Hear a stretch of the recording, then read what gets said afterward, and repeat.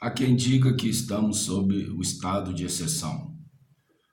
Significa que haveria, dentro desta concepção, a supressão de uma ordem jurídica vigente em favor das práticas do poder ditadas por um soberano e em função das quais todas as garantias e limites que eventualmente possam oferecer embargos ao poder devem ser neutralizadas e eliminadas. Ora, para uma breve reflexão sobre a veracidade desta afirmação, seria conveniente uma análise das premissas kantianas, de forma bem breve, lá no final do século XVIII e começo do século XIX.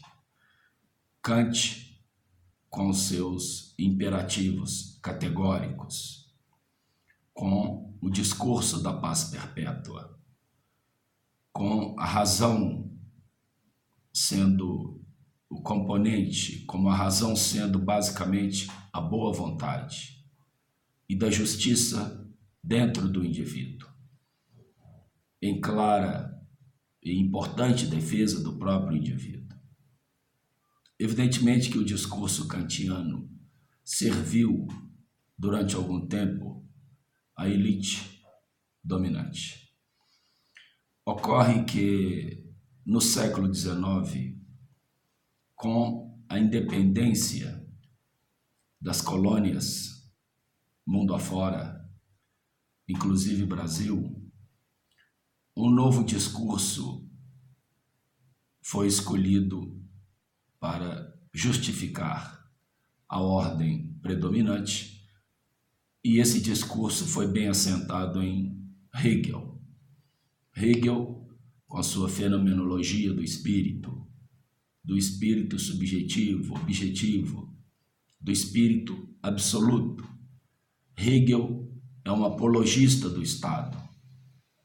E Hegel fez com que a elite colocasse Kant na estante. Passou a ser o orientador das estratégias da elite, notadamente naquilo que envolve a apologia do Estado e a consideração deste como sendo a fonte do direito. Quando se adota essa perspectiva, abre-se uma técnica de alienação do indivíduo, porque o discurso hegeliano oculta ou fez por ocultar uma luta de classes que já existia desde há muito. E ela oculta isso a partir de critérios de alienação, na medida em que, ao se estabelecer o Estado como fonte do direito, se entende que esse mesmo Estado vai conceder a igualdade, seja material ou formal, o que não é verdade. O Estado vai conceder a igualdade formal. Todos são iguais perante a lei, mas o Estado não vai conceder a igualdade material. Significa que, adotando-se esse discurso, o explorado sabia que era explorado. Com esse discurso, o explorado continua sendo explorado sem saber que é, porque ele crê piamente numa igualdade. Mas é uma igualdade que existe tão somente no plano formal. E o indivíduo da classe baixa não tem capacidade para entender isso. E daí ele se submete facilmente ao discurso desta alienação. Mal sabe ele que esse Estado que lhe promete a igualdade material é inimigo da classe baixa. Esse Estado moderno é ele foi feito para uma elite dominante economicamente, para uma elite materialmente superior. E na medida em que ele foi feito por uma elite materialmente superior, parece óbvio que esse mesmo Estado está longe de conceder a igualdade material à classe baixa.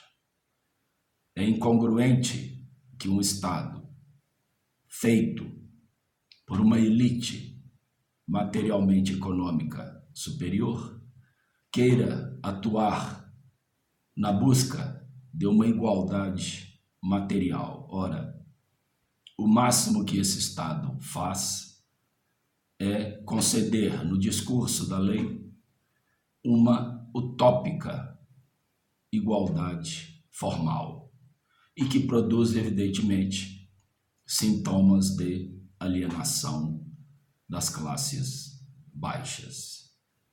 Verdade é que quem nasce pobre nesse Estado moderno tem boas chances de continuar pobre.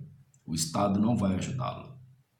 Da mesma forma, quem nasce rico tem boas chances de permanecer rico, porque o Estado foi feito para isso.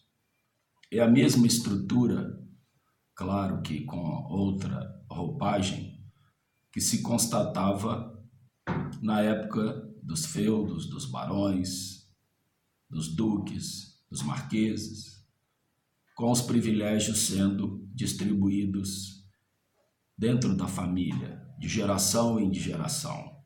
É a mesma coisa que ocorre hoje, quando o judiciário, o Ministério Público, passam de forma hereditária suas funções aos filhos. Antigamente a elite ia estudar na Europa, Coimbra, por exemplo, principalmente a elite brasileira. Hoje a elite continua estudando na Europa, mas vai buscar Alemanha, Espanha, é o que ocorre com a nossa estrutura. A verdade é também que quando da possibilidade de uma revolução no Brasil para se buscar a independência,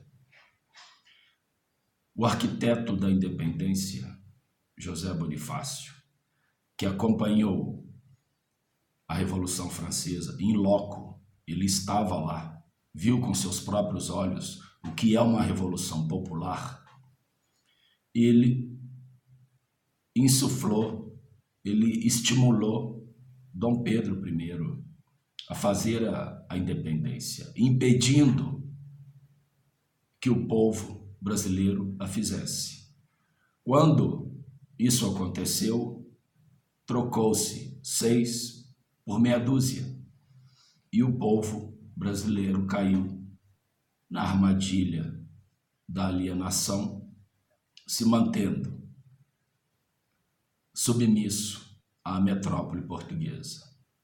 A ideia de submissão pela falta de perspectivas revolucionárias ou pela falta da própria experiência revolucionária mantém o indivíduo em alto nível de alienação, ao ponto de não compreender que o Estado é inimigo da classe baixa, é inimigo da classe trabalhadora, e o que ele puder fazer para eliminar essa classe ou impedir que ela tenha acesso a classes mais altas, explorando ao máximo, esse Estado vai fazer.